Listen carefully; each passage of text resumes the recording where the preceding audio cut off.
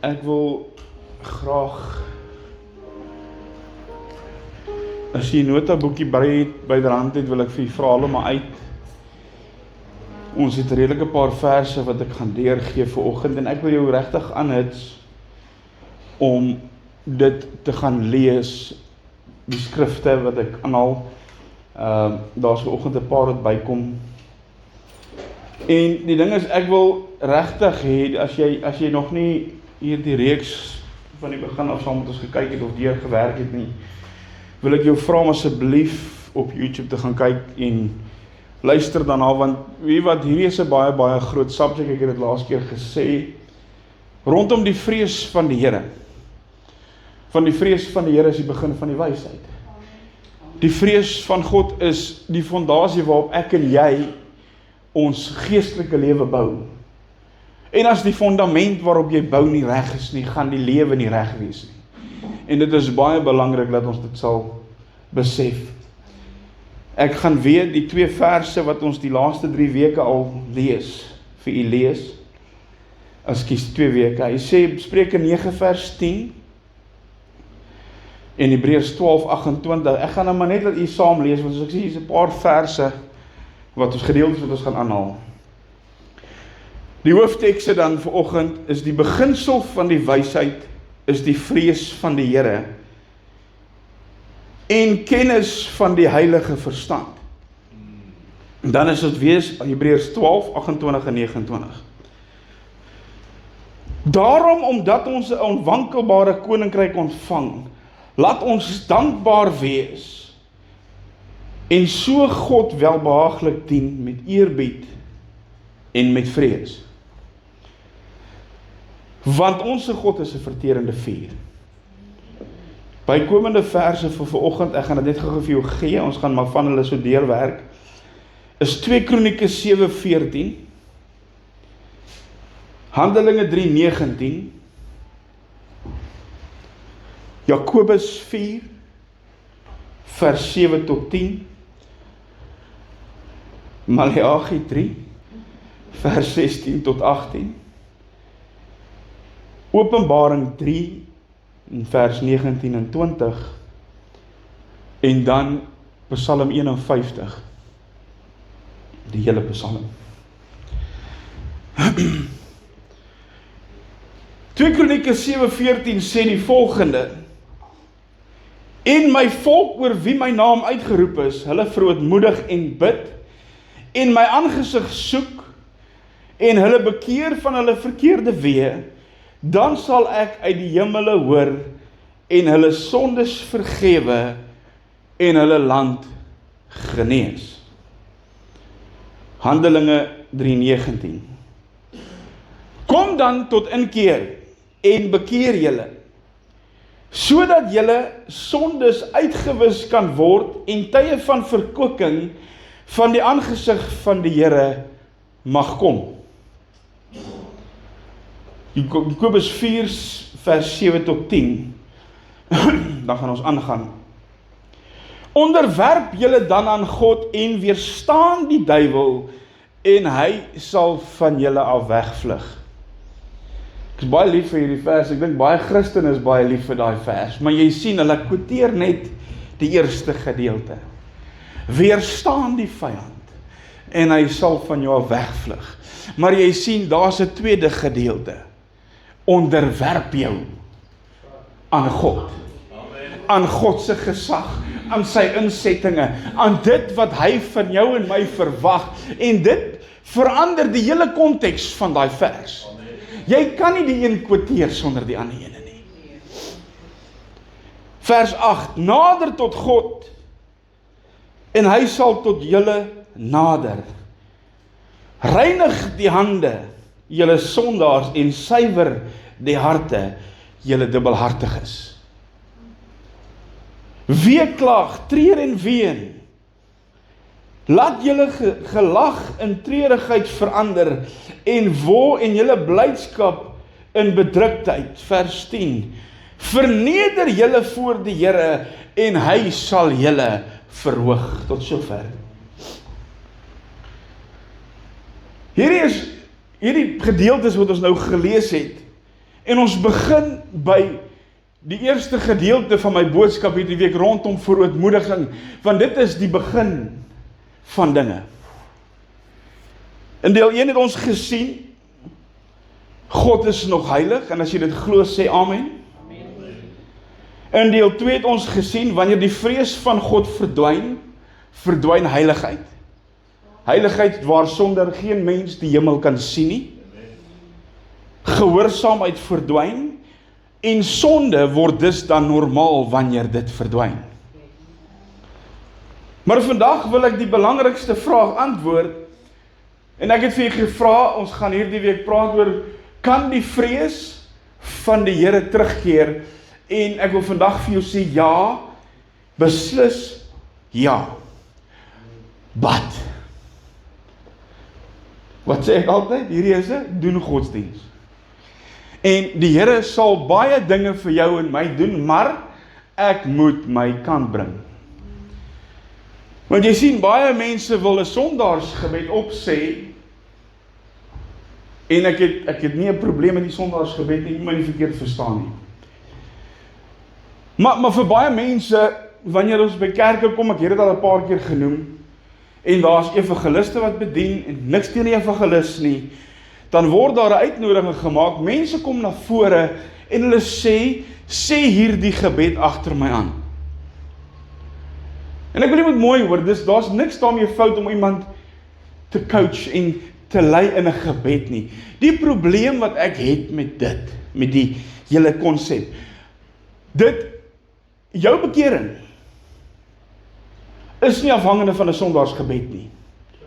Dis woorde wat mense sê agter iemand aan, wat vir feitelik as jy nie weet waaroor dit gaan nie, niks beteken, behalwe om ydelle woorde te wees nie. Want jy sien, bekering is 'n tweedelige ding. Ons gaan nou by dit kom. Reg deur die woord sien ons dat God het nog nooit sy volk of sy kinders of afgeskryf of verstoot of weggejaag nie. Inteendeel, reg deur die woord sien ons dat, ja, die Here raak opstandig met sy kinders, en ek is seker as ons 'n tipe van 'n God was, ons dieselfde gedoen het, want kan jy jouself dink, as jy God moet wees, en jy moet na hierdie siek wêreld kyk, wat sal jy doen? I think a lot of people, I don't think there'll be much left. Ons praat vanoggend daaroor, wat my ma net sê, hierdie doringkroon, en ek weet, ek gaan nou heeltemal dalk van die tema af, maar as jy hierdie doringkroon nou moet vat en iemand se kop in moet druk, wat sal gebeur? En ek praat nie van hom net liggies op jou kop neersit nie, ek praat van hom in jou kop en forceer. Wat gaan jy doen? Maar weet jy wat, dit is waar regte liefde die verskil maak. Want uit liefde het hy nie 'n woord gesê nie. In liefde het hy elke hou gevat, want hy het geweet, die prentjie wat daar is baie groter, as wat dit sommer maar net vir elke tweede Jan Rapp en sy maat kan wees. En soos ek sê, deur die woord sien jy dat hy jou nooit afskryf nie, maar inteendeel, hy bring jou heeltyd terug. Want hy het nie sy lewe afgelê, sodat ek en jy verlore moet gaan nie. Hy het nie die prys betaal, dat ons maar net kan aangaan nie. Hy het die prys betaal, sodat ek en jy eendag saam met hom kan wees in die hemele. God roep altyd, eerstens, my eerste punt, tot verootmoediging. Dit is presies waaroor 2 Kronieke 7:14 praat. Hy praat van verootmoediging, gebed, bekering, om die aangesig van God te soek. Kan ek gou vir jou 'n vraag vra, waar begin herlewing?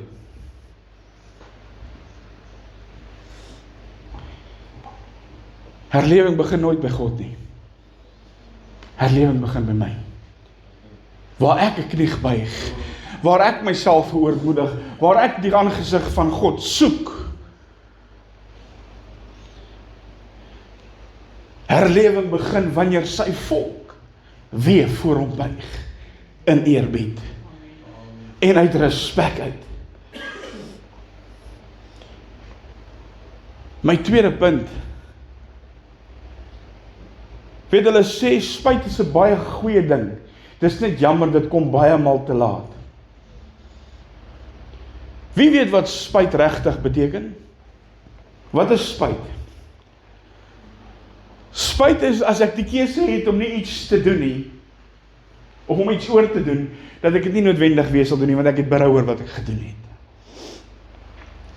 Maar ek wil jy moet baie mooi hoor. Ek het nou gesê, bekering is 2 dele. Bekering is nie net spyt alleen nie, want wanneer jy jouself bekeer vir God, dan het jy berou oor jou sonde en jou ongeregtigheid, en jy voel sleg daaroor. Jy bely jou sonde voor die Here, en jy vra die Here om verskoning vir die ongeregtigheid, en vir die lewe wat jy gelei het. Maar hier is die ding, as Minita iets verkeerd teenoor my doen, en sy voel sleg daaroor, en sy sê vir my, pastoor, ek is jammer oor wat ek gedoen het, wil ek vandag vir jou sê, dit vrywaar haar nie om weer dieselfde ding te doen nie. En hier is die ding, dit is wat bekering is. Bekering is 2 dele. Bekering is die spyt wat jy het, omrede jy die verkeerde lewe gelei het. En die tweede deel van bekering is die omdraai van die ongeregtigheid af, en om weg te stap van die sonde af, en dit nie weer te doen nie. Dis nie net 'n klein belydenis nie. Jy bekeer jouself nie deur net te bely nie. Dit vat baie meer as net dit. Handelinge 3:19 sê, bekeer julle dan van julle ongeregtigheid. Jakobus 4 sê, nader tot God, en hy sal tot jou nader. Hierdie 2 gedeeltes praat oor ware bekering. So gaan lees dit gerus. Dit praat nie oor emosie nie. Dit praat nie oor trane nie. Kyk, ek is 'n groot voorstander van trane. Ons spot altyd en sê ons, as hulle wil iemand hê om by 'n begrafnis te gaan huil, kan hulle my bel. You can rent a cry because I'm one. Maar weet jy wat, ek sê altyd, daar is geen ware bekering tensy dit 'n bekering is. Want weet jy wat, wanneer jy regtig berou het teenoor wat jy teenoor God gedoen het, wanneer jy regtig voor God huil en om verskoning vra en opreg is in wat jy sê en bewus wees van met wie jy te doen het. Want jy sien, wat gebeur wanneer mense regtig God vrees? Dan doen jy dinge wat jy doen, nie om gesien te word nie. Nie om deur mense vereer te word nie. Want God is eerste. Maleagi 3 vers 16 sê die volgende, sien ek kan opsit maar net. Hy sê, toe het die wat die Here vrees, met mekaar gespreek, en die Here het dit opgemerk en gehoor. En daar is 'n gedenkboek voor sy aangesig geskrywe vir die wat die Here vrees en sy naam eer. Soos Edward nou die dag gesê het, daar is 'n koortjie wat sê, u is waardig om die boek te neem. Maar hoor mooi, kind van God, daar is meer as net een boek. Hoekom is hierdie so belangrik? Kyk mooi wat gebeur, hy sê, daar is mense wat die Here vrees. Reg oor hierdie wêreld is daar mense wat wel nog regtig die Here vrees. Hierdie mense is nie noodwendig mense wat altyd aandag trek nie. Hierdie is nie noodwendig mense wat op verhoog staan en perform en dinge doen nie. Hierdie is nie noodwendig mense wat agter 'n kansel staan wat titels dra nie. Want hoor my mooi kind van God, 'n titel beteken absoluut niks in die oë van die Here nie. My titel as pastoor beteken vir my niks nie, want weet jy wat, ek is eers 'n kind van God. Dis 'n voorreg vir my om hier te kan staan in 'n amp, om iets te kan doen vir die Here, maar my titel beteken niks.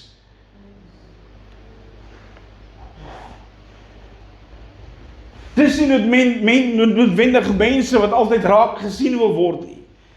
It's just people that fear God and do what needs to be done without being seen, without being spoken about, because that does not matter to them. Want jy sien in die tyd waarin ons lewe, wil almal tog so graag sien en hoor, ek gaan jou nou gebruik, Kayla, wat het Kayla gedoen? Ons wil loop en spog oor, het jy gesien wat het ek vir die kerk gedoen? Het jy gesien wat het ek gesê, wat het ek gemaak? Weet jy wat, as dit is waar jy het wil doen, los dit. Los dit. Want jy moet eers jou hart vir God reg kry. You need to become one of the people that is just there, they're just doing what they're supposed to be doing for God, because that's all that matters.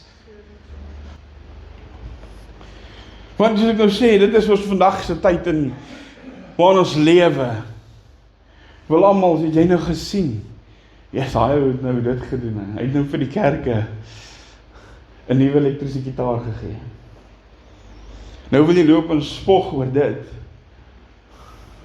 Weet as ek die ding wat die skrif sê, die linkerhand moet nie weet wat die regterhand doen nie. Weet jy hoekom? Want as jy die eer wil, het jy klaar jou seën weg.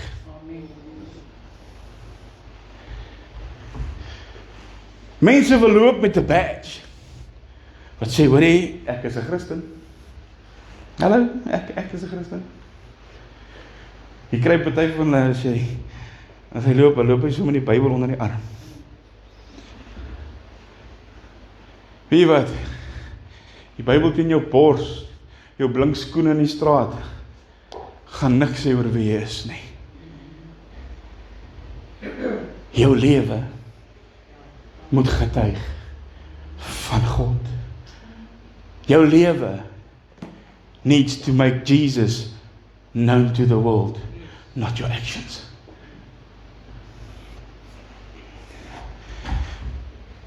Mense soek die eer, mense wil gesien word.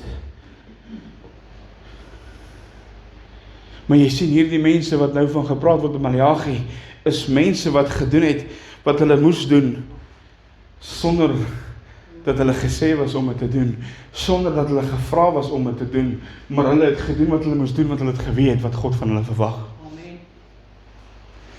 En die woord sê, en die Here, hoor mooi, die Here het dit opgemerk. Hoekom? Want God slaap nie.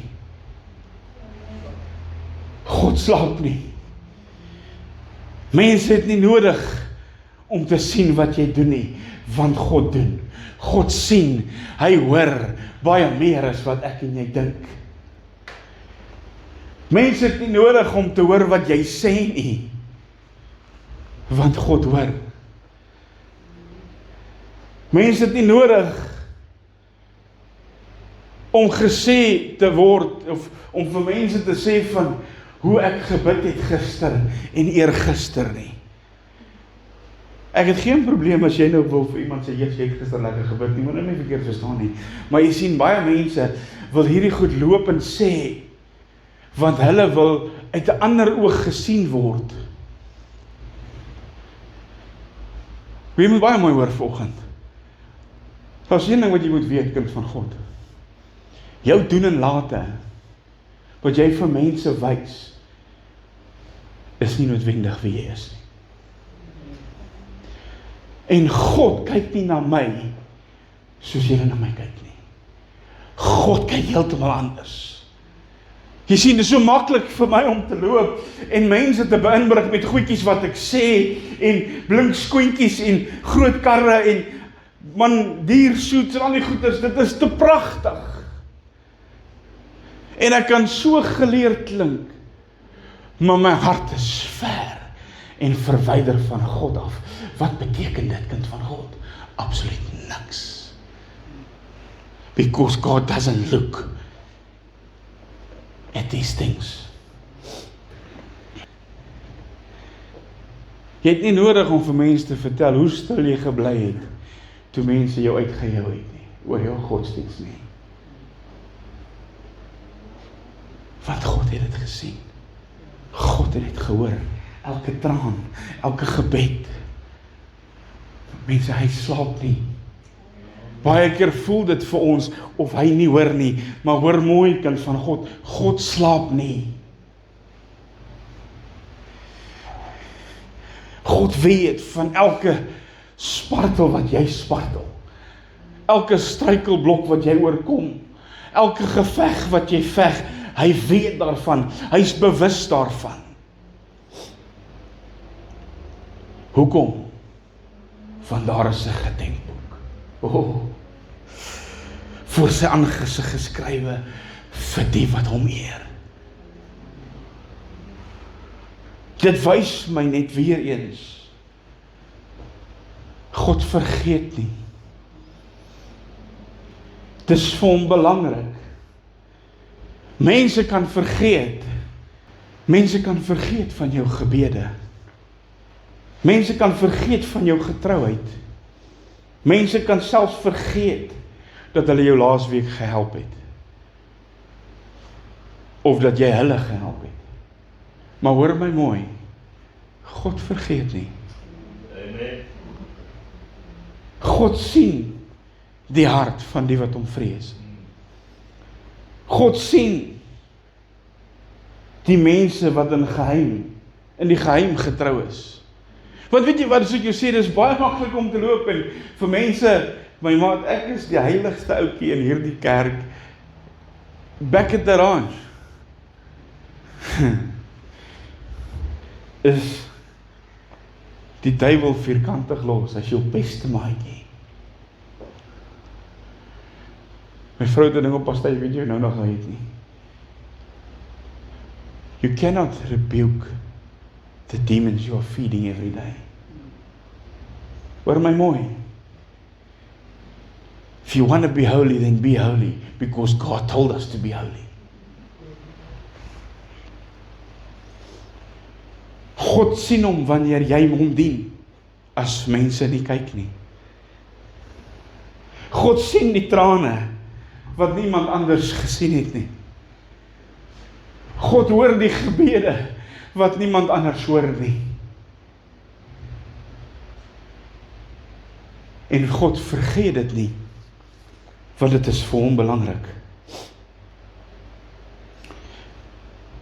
Jy moet mooi hoor, kind van God, daar's 'n groot verskil tussen hoe ons voor mense lyk en hoe ons voor God lyk. En dan sê ek baie maal, as jy nou die ouens sien en hulle nou besig met hulle dinge, jy vang hom nou onverwags, dan, nee pastoor, daar's niks, dis is sommer net as 'n glipsie gewees. As jy hom vang met die pornografie, of jy vang hom met per ongeluk, met die sigaret, dan wil hy goed wegsteek, maar wat van God? En ek weet, ons praat nou weer eens oor sonde, wat mense sien. Wat van God?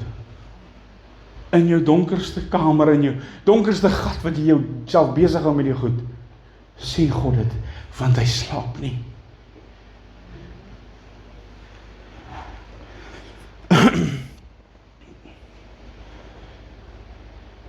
God kyk dieper. God kyk na jou hart. En hoor my mooi, as jou hart voor God reg is, then it ticks differently. Daarom sê Maleagi, die wat die Here vrees, dit gaan oor mense, wie se verhouding met God werklik is. En ek wil vir jou sê, dit hits differently hoor. As jy genuine opregte verhouding met die Here het. Nie net op 'n Sondag nie.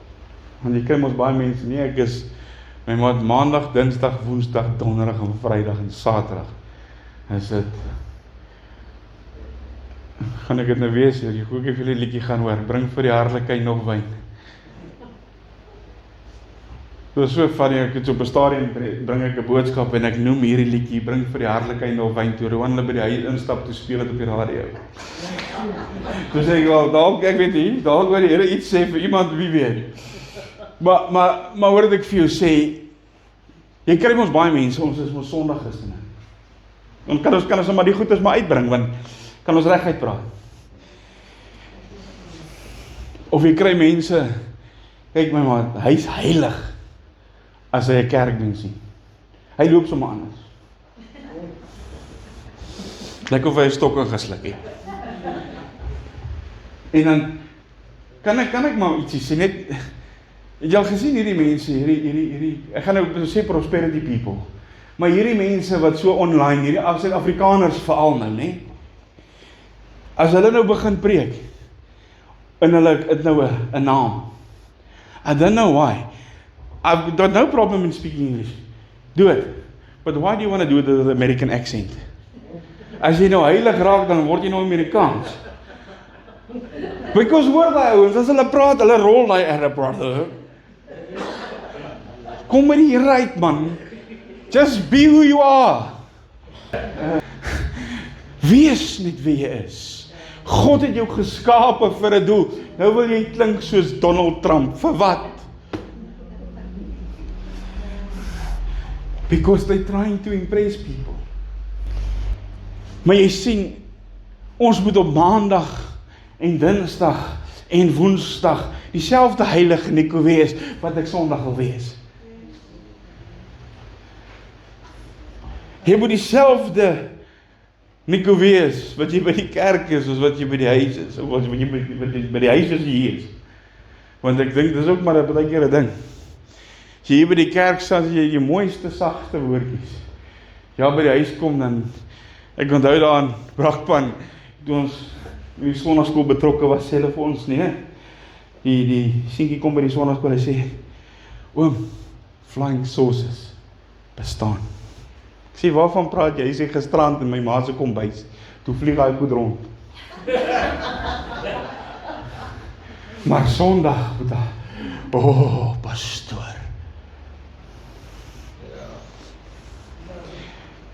Kan ek jou ietsie sê? Jy is ver van die waarheid af. Jy is ver van die waarheid af. Want jy sien, as jy dieselfde is, as jy opreg is, dit is daar waar jy die vrees van die Here sien in mense se lewe. Wanneer die vrees van God regtig op die plek is waar dit moet wees, het jy nie nodig om die badge aan te sit nie. Jy kan net loop and you will make him known.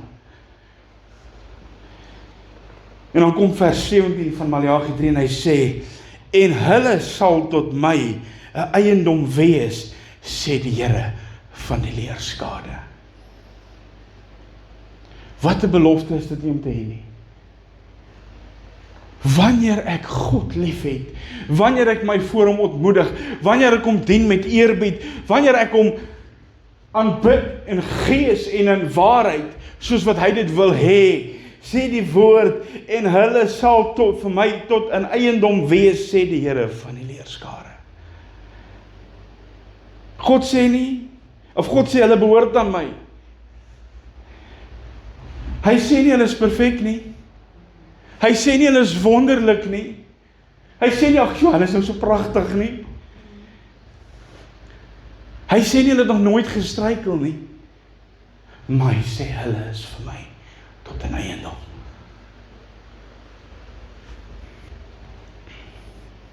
Want jy sien, hulle vrees my, hulle eer my, hulle behoort aan my.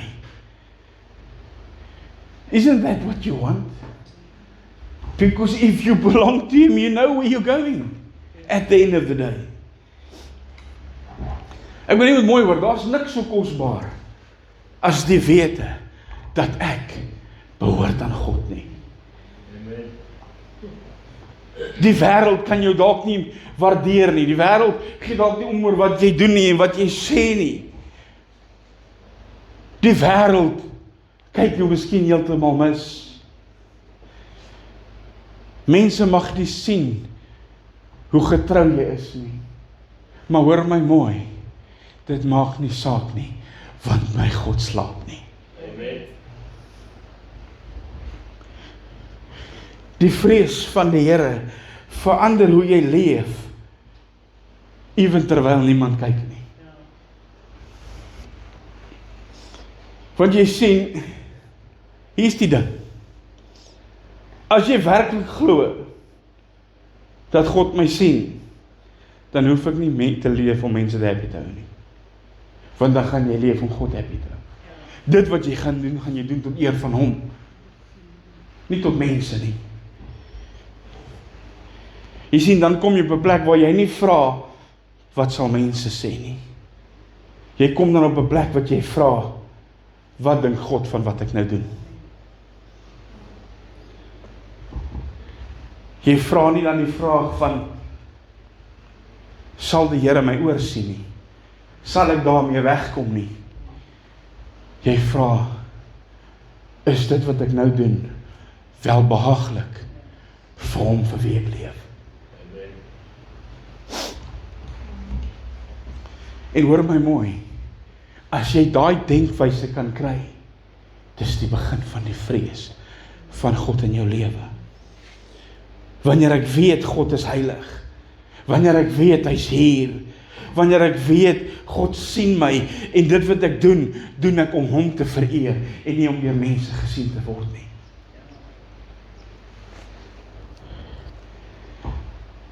Hoor mooi, kind van God. It's not about man, it's all about God. Ek wil vir iemand in die plek sê, jy moet nie moed verloor, omdat mense jou nie sien nie. Want kom ons wees maar eerlik, ons is mens. Ons almal hou van erkenning. Dis lekker om te weet, as jy iets reg doen. Maar don't worry if people don't see it, because it doesn't matter. Because God sees. Amen.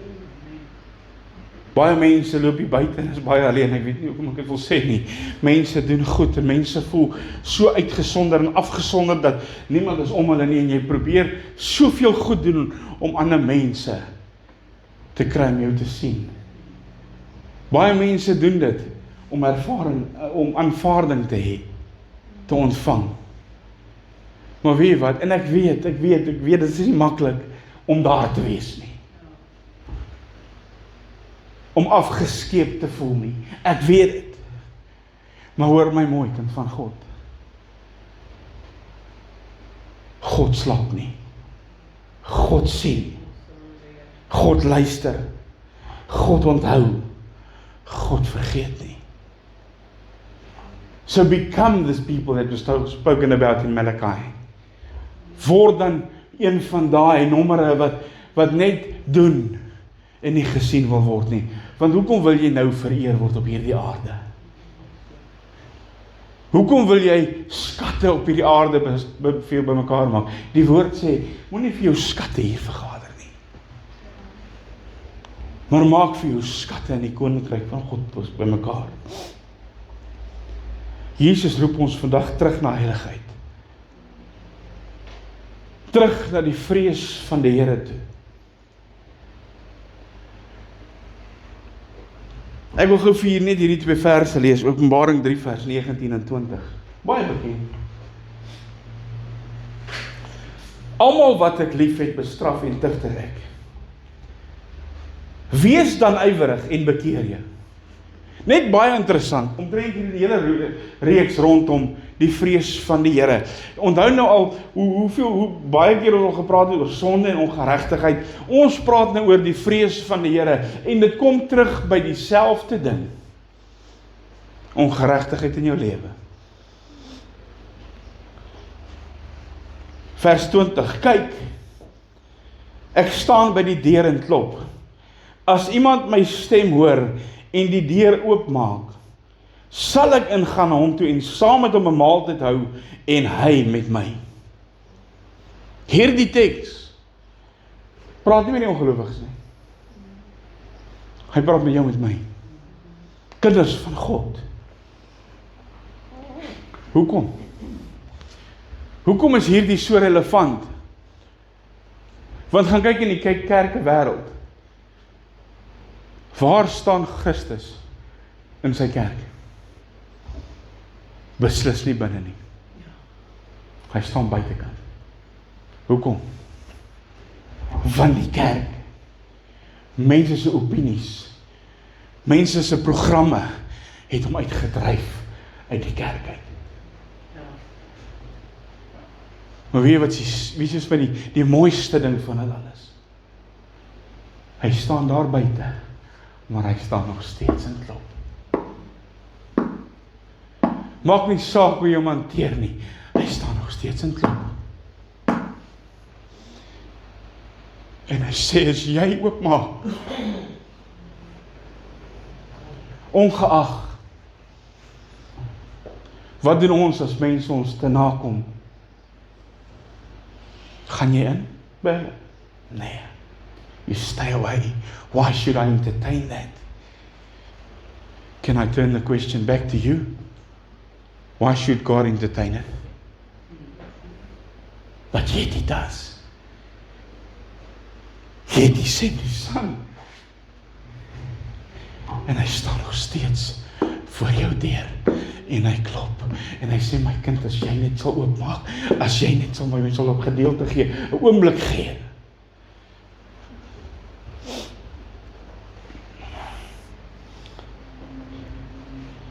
Dit is hartseer om te sien, dat die kerk, waarvoor Christus sy lewe afgelê het, het hom uitgedryf, en hy sê nie welkom nie. Maar nog steeds staan hy in klop. En ek wil jy moet mooi hoor, kind van God, hoor my, ek het dit by die eerste week gesê, en ek het by die bid hier, in die tweede week het ek het gesê by die bid hier, en ek sê dit weer 'n keer, as die vrees van God in jou lewe is, waar het hoort te wees, sal dinge hier, heeltemal anders, begin verander. Daar is 'n ou liedjie wat sê, nader al nader, nader na die Vader. But it's not just about getting there. It's about sacrifice. Dit gaan oor verootmoediging, om sy aangesig te soek. En hoor my mooi, want wat gebeur, wanneer die vrees van die Here herstel word in jou lewe? Kan julle onthou by die heel eerste bid hier, wat ons gehad het, die wat bid hier toe kom, het ons gepraat oor die gebedsaltaar in ons lewens. As die vrees van die Here is wat dit moet wees, sal die gebedsaltare hoog brand, vuur hoog brand. Wanneer die vrees van die Here reg is, dan word die altaar in jou lewe herstel. Psalm 51 vers 1 tot 21, gaan lees dit asseblief gerus. Maar ons kyk daar na Dawid,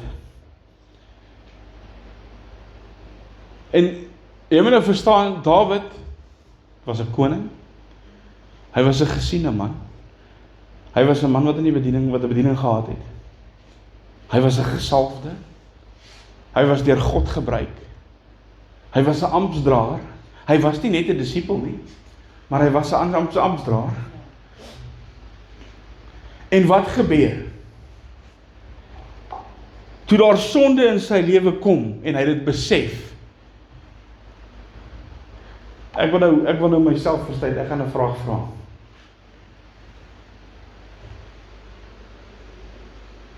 Wanneer laas het jy iets gedoen wat verkeerd is in die oë van die Here, en die oomblik as jy dit doen, dan besef jy,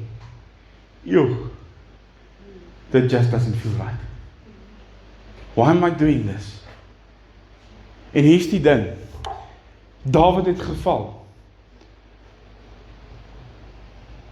en hy het hard geval, nie een keer nie. Maar die oomblik toe hy besef van die ongeregtigheid in sy lewe, wat het hy gedoen?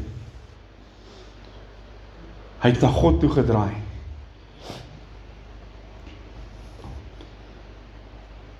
En sy behoefte was nie om sy koningskap te herstel nie. Sy behoefte was nie om sy ministry te herstel nie. Dit het nie gegaan om sy amp wat hy verloor het te herstel nie. Hy het gesê, God, deursoek my hart. Ek wil vanoggend vir jou vra, kind van God, as die Here jou hart moet deursoek, wat sal hy vanoggend kry?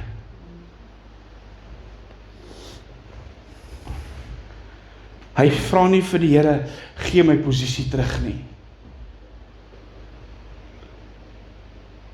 Hy sê, skep in my 'n rein hart, o God. En dit is daar waar ware herstel begin. Skep in my 'n rein hart. Nie by jou posisie nie, nie by jou titel nie, nie by jou gawes nie, nie by die wat jy sien nie, of jou sien nie. Maar Here, begin hier binne my.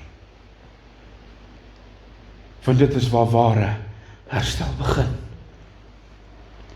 Dit begin in my hart. Want jy sien, dit is baie maklik vir God om jou op te tel en jou weer in posisie te plaas. Hier is die ding.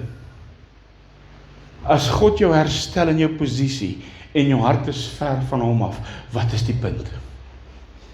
Because you're gonna do exactly the same thing. Maar as jou hart in lyn kom met syne, dan begin jy anders dink, jy begin anders beweeg. Want as jou hart in lyn is met syne, dan gaan jy dink voor jy doen, jy gaan dink voor jy praat, wanneer jy oor en van hom praat, gaan jy dit op 'n ander manier doen.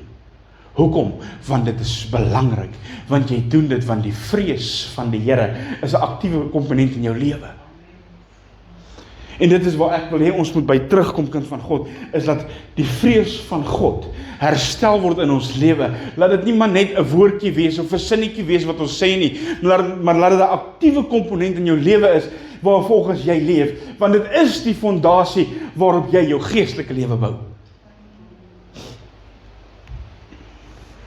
Ek is amper klaar, my laaste punt.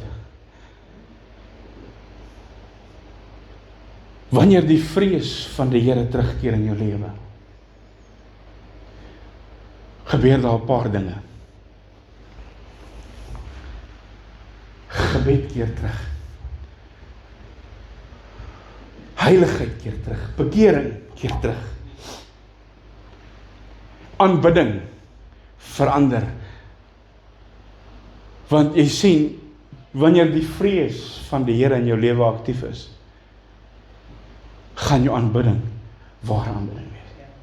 Dit gaan nie maar net wees, ek sing sommer maar net en ek bietjie aanbid nou maar die Here, want dit is so lekker nie. Want jy gaan anders dink oor wie jy te doen het. Gehoorsaamheid keer terug. God se teenwoordigheid. Ek wil nie, jy moet my mooi verstaan op hierdie punt.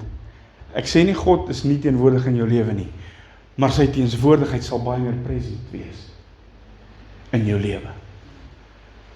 Want as God heeltemal uit jou lewe uit verwyder is, gaan ons met 'n probleem sit. 'n Groot probleem. Die vuur van God word herstel. Siele, dankie man, word gered. Hoekom? Want dit wat jy buite uitleef, sonder die Bybel onder jou arm, beteken dan niets. Want dan leef jy Christus. En wanneer al die goed gebeur, verander die kerk.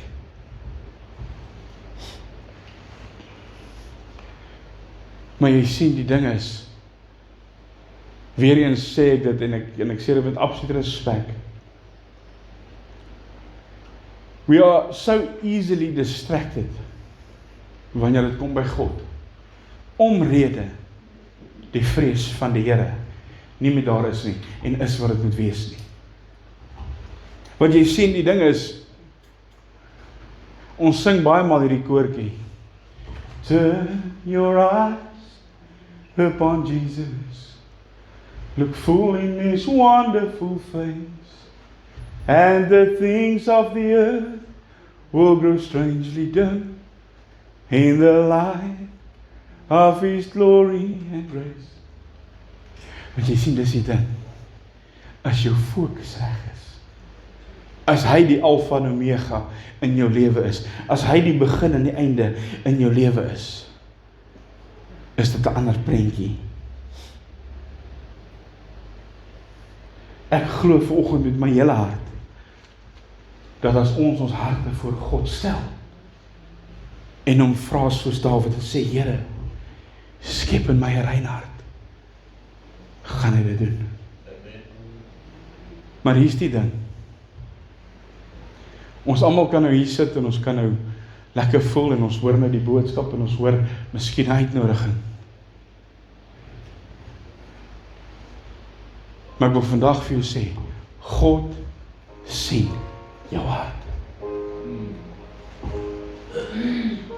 Ek onthou as 'n jong seun, onkundig,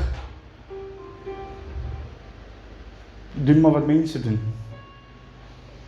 Ons is so geleer. Dan staan ons op en, ek wil ook maar net daarvoor gaan staan, dat hulle vir my bid. En daar's niks daarmee fout om my vrymoedigheid te neem nie. Maar ons praat nie vanoggend met klein kindertjies nie. Ons praat met groot mense. Ons praat met mense wat al 'n geruime tydjie die pad met die Here stap. En ek wil vanoggend vir jou vra, kan ons nie ophou? En julle moet nou verskoon wat ek gaan sê, maar kan ons nie ophou om oppervlakkig met God te wees? Wat is die punt daarvan? Die pastoor preek sy hart uit. En jy sit hier en jy sê, ag, heerlikheid kan hy nie maar klaar kry nie. Ek wil huis toe gaan. Ek het dinge om te doen. Jou gedagtes is so ver van dit wat God wil hê jy moet hoor, dat jy nie eens meer die geklop aan jou hart se deur hoor nie. Because I've got things to do. I've got places to be. En ek wil vanoggend vir jou sê, pas op, dat jy nie 'n geleentheid mis, wat dalk jou gunstige en laaste geleentheid gaan wees nie.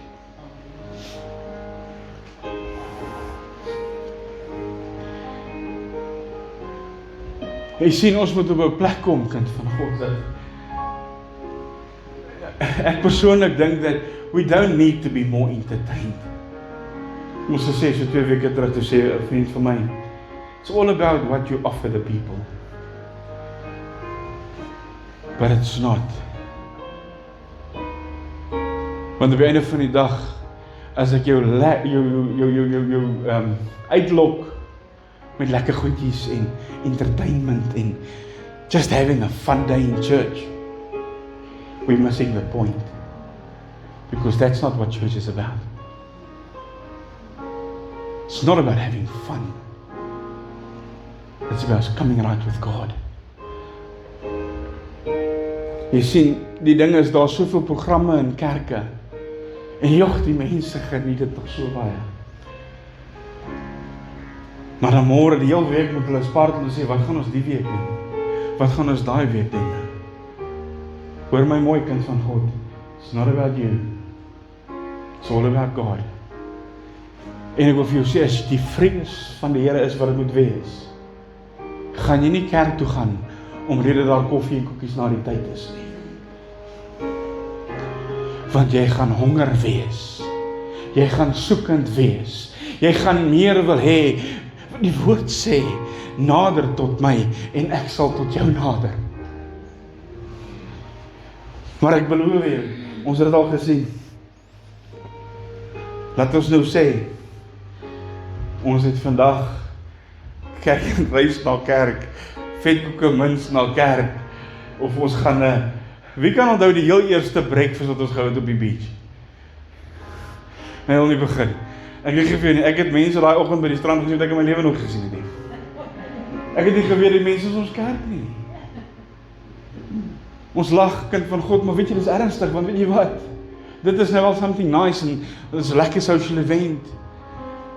Maar ons moet die beginsel reg kry, Want dit gaan nie oor die breakfast nie, dit gaan nie oor die stroublaaids nie, dit gaan nie oor dit wat aangaan en wat lekker is vir jou nie, dit gaan oor hierdie kosbare woord van God. Ek sê nie ons moenie 'n sosiale event hê nie, ek sê nie ons moet nie onsself geniet nie, maar hierdie moet die beginpunt wees van dit alles. Hierdie moet die fondasie wees, nie jou honger vir 'n lekker stuk bacon en eiers nie. Maar jy sien, mense wil geëntertain word.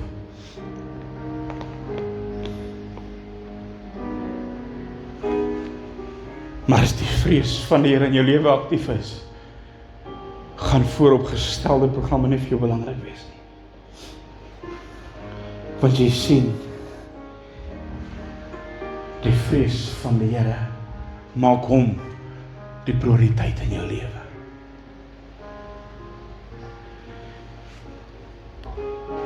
Ek wil vir jou vra, daar waar jy sit, net vir 'n oomblik jou oë te sluit. Ek gaan vir jou weer net 2 verse lees.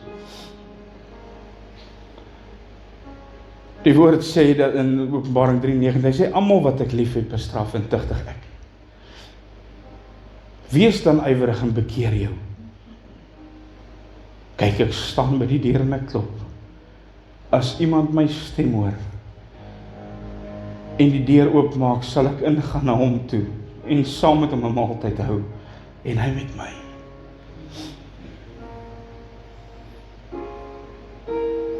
En ek wil vanoggend, terwyl jy met jou oë gesluit sit, wil ek vir jou vra, wil jy nie net, of is daar iemand in hierdie plek wat saam met my wil sê, Here,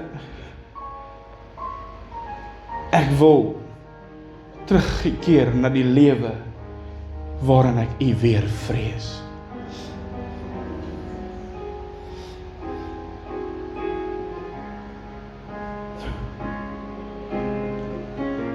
Ek wil jy moet verstaan vanoggend, kind van God. Voor ons vanoggend aan hierdie nagmaaltafel gaan sit, die vrees van die Here beteken nie dat ons van hom moet wegvlug nie, inteendeel. Wanneer ons praat van die vrees van die Here, bring dit jou juist terug na hom toe. Ons het vanoggend gepraat oor voorontmoediging en ons het gepraat oor bekering en oor dat die Here ons hart moet deursoek en 'n rein hart in ons skep. En ons het nou weer gehoor dat Jesus staan aan die deur en klop. En ons staan vanoggend voor 'n nagmaaltafel wat ons weer eens aan gaan sit. En ek wil vanoggend myself uitlaat om te sê, ons staan vanoggend voor God. Want ons is in die teenwoordigheid van die Here. En ek wil vir jou sê, jy staan nie hier omdat jy genoeg is nie. Ons staan nie hier omdat ons iets reg gekry het nie. Maar ons staan aan hierdie tafel. En ons is reg om aan hierdie tafel te sit. Juis omrede hy vir ons 'n prys betaal het. Hy sy lewe vir ons afgelê het. En daarom kan ons terugkom en vanoggend ons hart voor God oopmaak. Om hierdie rede kan ons vir die Here sê, Here, ondersoek my hart. Here, ondersoek my lewe. Wys my die dinge van ongeregtigheid, want U het vir my 'n prys betaal.